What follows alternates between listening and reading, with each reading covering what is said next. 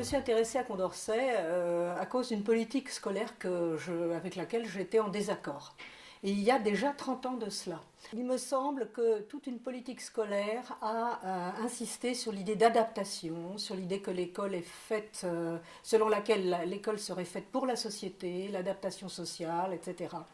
Et je me suis dit non, non, l'école, elle est d'abord faite pour la liberté, pour l'émancipation.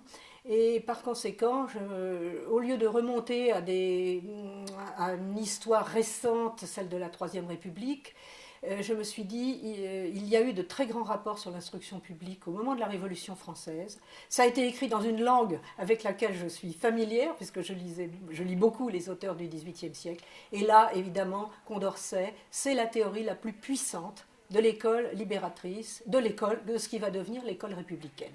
Depuis 30 ans, nous subissons l'idée selon laquelle l'école devrait constamment être renvoyée à son extérieur, les élèves constamment renvoyés à ce qu'ils sont préalablement, à leurs origines, etc.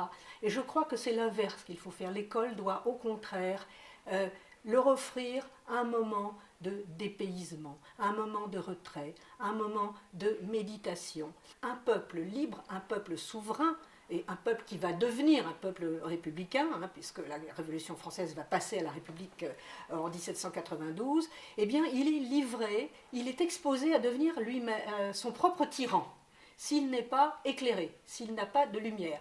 Et l'idée fondamentale de Condorcet, c'est que l'erreur est une tyrannie. Nous avons l'idée d'une immanence du corps politique à lui-même.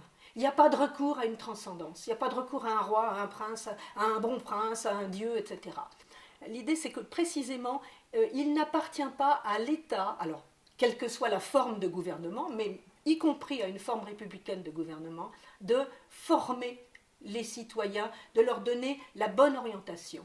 Il faut qu'ils soient éclairés par eux-mêmes, par les objets libéraux du savoir. Les objets libéraux du savoir. Lorsqu'un enfant a compris comment fonctionne une soustraction, comment fonctionne une retenue dans une soustraction, ce qui n'est pas facile, eh bien au moment où il comprend, il est dans une position d'absolue liberté.